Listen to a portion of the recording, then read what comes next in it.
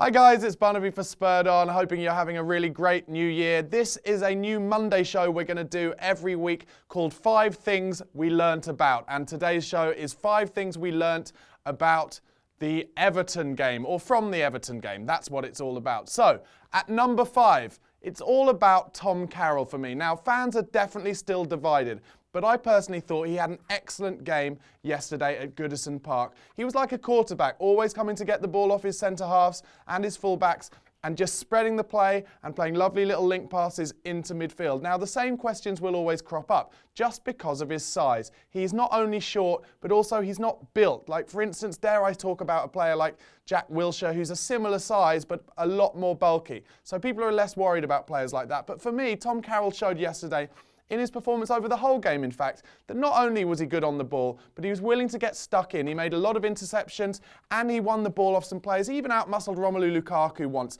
So for me, I think we should stop worrying about his size. Trust Pochettino, know that he sees him every single day on the training ground against much bigger players, and if he thinks he's good enough for the first team on a regular basis, so do I. I definitely think he's an excellent squad player to have around. He's young, he's still 23. I know people think that's not that young. I think it is still young. He's experienced now in terms of how many games he's started to play. Don't forget he was playing with Gareth Bale in the first team under Harry Redknapp a few years ago. So I think let's get off his back a bit, realise that he's good enough to play in a game as important as yesterday, and just give him a chance to really cement himself, not only just in the squad, but potentially in the team as well. At number 4, I want to talk about our management team's tactical analysis. A couple of things I spotted yesterday that made me think, actually, they're working really hard and getting things spot on. Firstly, was something I noticed in terms of attacking corners. Now, we all know we've scored quite a few attacking corners this season by whipping the ball in towards the keeper and either Eric Dyer or Toby Alderweireld getting across the front post and nodding it in. What I noticed was that yesterday we weren't doing that at all. Actually, we were whipping the balls away from the keeper, trying something different there, and on a couple of occasions, just rolling the ball out to a player on the edge of the box. Of course, that's what happened when Ben Davies hit the bar. And for me, that just shows that they're watching lots of videos and seeing, for instance, that it must be that Everton are just packing their box with defenders and not leaving anyone on the edge. So they thought, well, why not roll it out to Ben, let him have a spank, and we nearly scored. And if we had, what a fantastic goal that would have been.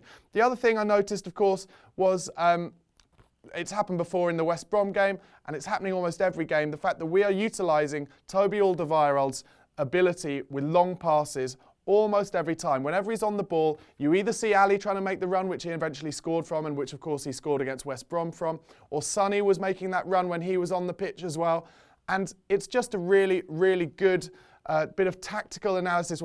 They know that Toby's got that in his locker, and they know that it's incredibly hard to defend against because the centre-backs are keeping their eyes on Harry Kane, who's dropping deep, and the full-back, yesterday it was Seamus Coleman, he didn't know whether to stop and try and let Ali run offside or to go with him. In the end, he went with him, and even though he did, it wasn't enough anyway. So at number 4, I just wanted to do a big up to how well the management team are doing in terms of their tactical analysis. At number 3, I want to talk about the team spirit. Obviously, we know that the team have bonded, they love each other, they're talking about each other on Twitter all the time, in the press. But yesterday was the first time in a while where we've been really tested in terms of going behind. We all know we've lost a lot of points this season from being ahead in leading positions, but yesterday we came from behind. And let's be honest, when Aaron Lennon scored, God bless you, Aaron Lennon, I didn't begrudge him it, to be honest, but when he scored, we were all shocked because we were so good in that first half. But the players didn't let themselves be too shocked. They got on with it, and I thought they showed good leadership as well. I thought Toby and Jan played particularly well, and Eric Dyer, of course, in the midfield. I know some people think he didn't have his best game, but I thought he was all over the place and was really excellent. And it showed leadership that they managed to get back, get the equaliser, and then push on from there. We didn't have the best second half of all time, but let's be honest, previous Spurs teams would have lost that game. And once again, I think it's a really, really good point. There was no dropping of heads when we went behind, and we secured our draw and made it the best Christmas period out of any of the teams in the Premier League with 10 points out of a possible 12. At number 2 in the 5 things that I think we learnt from the Everton game yesterday, is something that I noticed about Christian Eriksen. Now, I thought Christian Eriksen had a good game, but what I've noticed, and this isn't the first time it's happened, he seems to be the first player to be brought off. I think yesterday it was around the 65, 70 minutes mark. I thought if we were going to prize open the Everton defence or play through a little slide rule ball, it would probably be from Christian, but he was brought off by Poch. And for me, I just wonder, is there something we don't know about with Eriksen at the moment? Has he got a fitness issue? Is he carrying a knock? Is it a form thing? I mean, a lot of fans I know think that he hasn't had his best season, but I don't think Christian's all about scoring goals and free kicks and last-minute winners like last season. I think he brings a lot more to the team and opens up space for other players. Is it even possibly an attitude thing?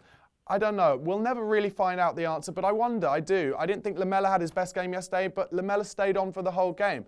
Eriksen was taken off first, then Ali, and I just wonder, is there something we don't know about Christian Eriksen? Let me know what you think in the comments section below, because it's a very interesting quandary. I still think he's our best, most creative player, but he seems to be the one to be sacrificed first. I mean, he was the one who was rested against Watford, let's not forget. Anyway, let me know what you think in the comments section below. And at number 1 in the 5 things that I learnt from the Everton game yesterday, well, it's a no-brainer, isn't it? Dele Alli just gets better and better and better. And as far as I'm concerned, there's no end to what this player can do. He was talked about in the week, I think, by Jamie Redknapp in terms of being someone who could be like a Steven Gerrard. I've mentioned that before. Let me tell you, it is so rare that players who play midfield or even in the 10 role like he was doing yesterday are willing to get beyond their striker time after time after time, and it gives defenders an absolute nightmare. And Dele Alli, not only with his goal, which was of course an absolutely fantastic bit of technique, but time and time again just getting beyond his striker